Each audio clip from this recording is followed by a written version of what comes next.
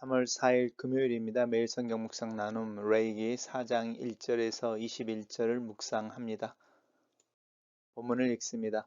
여호와께서 모세에게 말씀하여 이르시되 이스라엘 자손에게 말하여 이르라. 누구든지 여호와의 계명 중 하나라도 그릇 범하였으되 만일 기름 부음을 받은 제사장이 범죄하여 백성의 허물이 되었으면 그가 범한 죄로 말미암아 흠없는 수송아지를 속죄물로 삼아 여호와께 드릴지니 그 수송아지를 회막문 여호와 앞으로 끌어다가 그 수송아지의 머리에 안수하고 그것을 여호와 앞에서 잡을 것이요 기름 부음을 받은 제사장은 그 수송아지의 피를 가지고 회막에 들어가서 그 제사장이 손가락으로 그 피를 찍어 여호와 앞 곧 성소의 휘장 앞에 7번 뿌릴 것이며 제사장은 또 그 피를 여호와 앞 곧 회막 안 향단 뿔들에 바르고 그 송아지의 피 전부를 회막문 밖 제단 번제단 밑에 쏟을 것이며 또 그 속죄 제물이 된 투송아지의 모든 기름을 떼어낼지니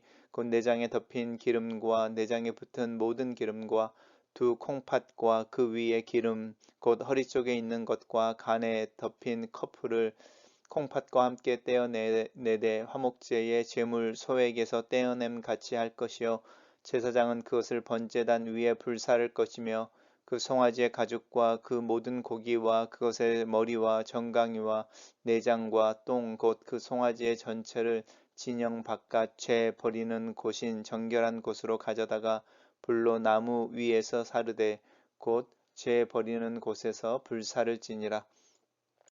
만일 이스라엘 온 회중이 여호와의 계명 중 하나라도 부지 중에 범하여 허물이 있으나 스스로 깨닫지 못하고 있다가 그 범한 죄를 깨달으면 회중은 수송아지를 속죄제로 드릴지니 그것을 회막 앞으로 끌어다가 회중의 장로들이 여호와 앞에서 그 수송아지 머리에 안수하고 그것을 여호와 앞에서 잡을 것이요 기름 부음을 받은 제사장은 그 수송아지의 피를 가지고 회막에 들어가서 그 제사장의 손가락으로 그 피를 찍어 여호와 앞 휘장 앞에 7번 뿌릴 것이며 또 그 피로 회막 안 여호와 앞에 있는 제단 뿔들에 바르고 그 피 전부는 회막 문 앞 번제단 밑에 쏟을 것이며 그것의 기름은 다 떼어 제단 위에서 불사르되 그 송아지는 속죄제인 수송아지에게 한 것 같이 할지며 제사장이 그것으로 회중을 위하여 속죄한즉 그들이 사함을 받으리라. 그는 수송아지를 진영 밖으로 가져다가 첫 번 수송아지 사름같이 불사를 지니 이는 회중의 속죄니라. 오늘의 본문은 세 개의 단락으로 나눠져 있는데 속죄제를 드리는 부분과 연관되어집니다. 첫 번째 단락입니다. 하나님께서 모세를 통해서 이스라엘 자손에게 말씀하시는 제사의 방법인데 여호와의 계명 중 하나라도 그릇 범하였으면 누구든지입니다. 남녀노소 또 이방인과 유대인들을 구별하지 않고 유대인들 안에 있는 자들은 다 아니면 하나님의 백성 안에 있는 자들은 다 여호와의 계명 중에 하나라도 범하였으면이라고 이제 속죄제의 도입에 대한 이야기를 하고 있습니다. 단락을 요약해 보겠습니다. 누구든지 여호와의 계명 중 하나라도 그릇 범하였으면 죄를 속하는 제사를 드리라 이렇게 요약했습니다. 두 번째 단락입니다. 이제 두 번째 단락은 첫 번째로 그 속죄제를 드리는 제사장 이제 대상이 나오는데 첫 번째가 제사장들이 제일 먼저 나오고 있습니다. 제사장이 범죄하여 백성들의 허물이 되었으면 그래서 이 제사장의 죄는 한 개인으로서 개인의 죄에 국한되어지는 것이 아니라 이 백성의 허물이 되어지는 부분입니다. 사실은 뉴스에 나오는 목사의 잘못이나 사회적으로 물리를 일으키는 어떤 일들은 그 목사 개인의 죄가 아니라 사실 그 목사의 교회 또 전체 기독교의 허물이 되는 것을 우리 경험하고 있습니다. 그가 범한 죄로 말미암아 흠없는 수송아지를 속죄물로 드릴 것에 대한 이야기를 하고 있죠. 그래서 수송아지를 하나님께 드려서 죄의 용서함을 받아야 하는데 수송아지 머리에 안수하는 것 그리고 여호와 앞에서 잡는 것 우리 화목제 나 아니면은 우리가 이제 번제로 드렸던 동물들을 잡을 때 기본적인 내용하고 동일하죠. 근데 이제 특이한 부분은 이제 이담에 나옵니다. 그렇게 잡을 때에 기름 부음을 받은 제사장, 곧 대제사장은 그 수송아지의 피를 가지고 회막 안에 들어갑니다. 우리가 성막이라고 부르는 회막 안에 들어가서 그 손가락으로 피를 찍어서 여호와 앞 성소 휘장이니까요. 지성소로 들어가는 것을 막고 있는 지성소를 가리고 있는 휘장 앞에서 7번 그 피를 뿌리고 또 그 피를 회막 안의 향단 뿔인데 금향단이죠. 이제 하나님 앞에서 이렇게 향단의 향을 피우면 하나님께 이제 그 좋은 냄새가 올라가는데 성도들의 기도를 의미하는 그 향단입니다. 그 향단의 뿔들에 발라서 이제 속죄에 대한 이야기를 하고 있습니다. 그리고 나머지는 이제 번제단 밑에 쏟는 것이고요. 그리고 나면은 이제 나머지 그 남아 있는 것들 중에 피 말고 이제 기름을 떼내는 것이죠. 우리 어제 어, 화목제를 드릴 때 이 기름에 대한 이야기를 했었는데 기름을 떼내는 것과 내장이라고 하는 특별히 이제 콩팥을 떼내는 것이었죠. 이 기름과 콩팥이 의미하는 바가 있었죠.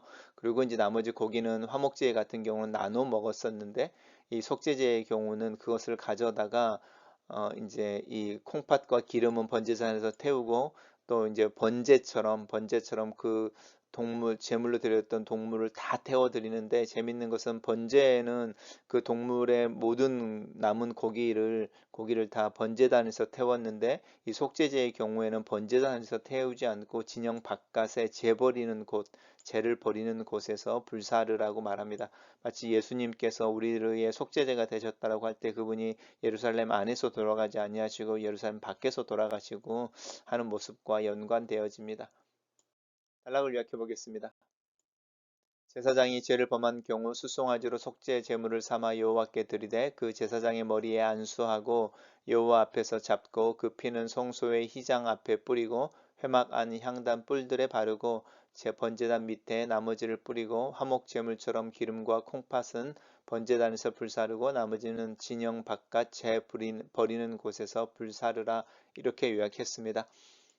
세 번째 단락입니다. 이번에는 이제 온 회중입니다. 이스라엘의 온 회중. 회중이란 말은 우리가 아는 것처럼 부름을 받은 자들을 의미합니다. 그래서 광야의 교회의 의미와 연관이 되어집니다. 그래서 이스라엘 백성을 사실 우리가 교회라고 이해할 수 있습니다. 이제 공동체에 대한 이야기를 하고 있는 거죠. 공동체로서 하나라도 부지 중에 범한 허물이 있다가 깨닫지 못하고 있다가 깨닫게 되어졌을 때에는 하나님 앞에 속죄제를 드려야 된다라고 말하는 부분입니다.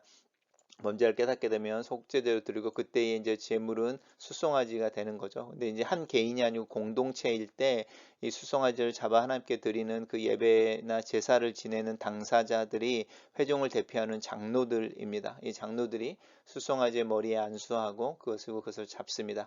그랬을 때 이제 기름 부은 제사장, 대제사장은 그 수송아지의 피를 가지고 성막이죠. 회막 성막에 들어가서 동일하죠. 우리 앞에 두 번째 단락과 동일하게 휘장 앞에서 뿌리고 그 피는 또 나머지 피는 이 제단 앞에 이제 향단 이렇게 향을 사르는 향단 있죠.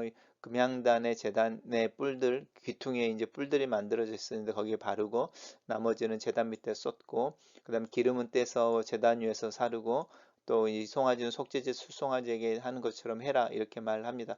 그리고 제사장이 그것으로 회중을 위하여 속죄한들 한즉 그들이 사함을 받으리라 이렇게 이야기하고 있습니다. 그리고 동일하게 번제제이니까요. 이 수송아지에 남은 그 고기는 진영 바깥에 첫 번째 수송아지 이제 제사장을 위해서 제사 드리는 것과 동일하게 제사를 지내야 한다라고 회중이 공동체로서 죄를 짓는 것에 하나님 앞에서 용서를 받는 법에 대한 이야기를 하고 있습니다. 단락을 요약해 보겠습니다. 이스라엘 온 회중이 부지 중에 범하여 허물이 있으나 스스로 깨닫지 못하다가 그 범한 죄를 깨달으면 회중은 수송아지를 속죄제로 드리되 장로들이 그 수송아지 머리에 안수하고 그 피는 휘장 앞과 제단 뿔에 바르고 나머지는 제단에 쏟고 속죄제의 수송아지처럼 하나님께 불살라 드리라 이렇게 요약했습니다. 첫 번째 묵상 나눔입니다. 하나님의 계명을 하나라도 그릇 범한 죄는 반드시 해결되어야 한다. 의도적이든지 의도적이지 않던 일인지 상관이 없다. 계명을 어긴 경우는 모두 죄가 된다. 누구든지라는 말 또한 이 죄 지음에 대해 적용이 된다. 대상이 제한되지 않는다는 뜻이다. 번제나 화목제 또한 마찬가지이다. 하나님 앞에 나가는 자는 누구라도 하나님의 정하신 원리를 따라 자신과 하나님 사이의 관계를 점검하고 유지할 수 있어야 한다. 그것이 건강하고 친밀한 관계를 유지하는 방법이다.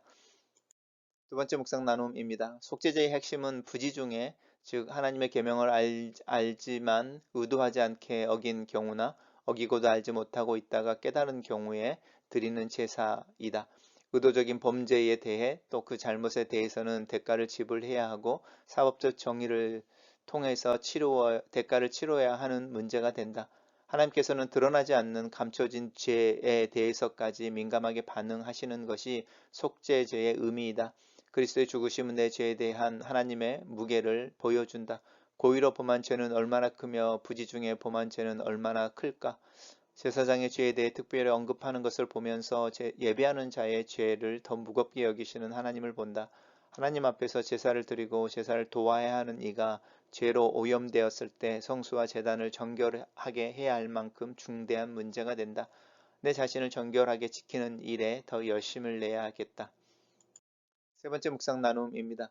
죄를 범한 당사자에 따라 제물이 달라진다. 제사장들과 회중은 숫송아지를, 족장은 순염소를, 평민은 암염소와 어린 암양을, 가난한 자들은 산비둘기나 비치비둘기를, 극빈자들은 밀 10분의 1 에바를 제물로 드린다. 각각의 재정 형편에 맞춰 자신의 죄에 대해 용서를 구하고 용서를 받을 수 있는 길을 하나님께서 제공하고 계신다. 영향력이 있고 권력이 있고 대중들에게 노출된 이들일수록 그 죄가 더 무겁다. 더 비싼 재물이 요구된다. 더 영향력 있는 사람이 되기를 사모하기 전에 그 죄에 더 무겁게 여기는 믿음이 필요한 시대를 살고 있다. 글로 쓰는 기도입니다. 각자의 형편과 상황에 맞게 서로 다른 재물을 통해 속죄제를 드리고 죄의 문제를 해결하게 하시는 하나님을 찬양합니다. 내 형편을 이해하시고 내 상황과 내 상태에 맞도록 예배의 길을 열어주시는 것을 믿습니다. 그리스도 예수의 죽음이 나의 죄를 대신하고 나와 하나님 사이에 평화를 이루신 것을 감사합니다. 나로 하루를 사는 중에 내 죄에 대해 더 민감하게 하시고 예배하는 자로 또 다른 교우들의 예배를 돕는 자로서 내 삶을 돌아보며 근신하며 내 삶을 또 내 자신을 훈련하며 살도록 도와주시옵소서. 예수님 이름으로 기도합니다. 아멘.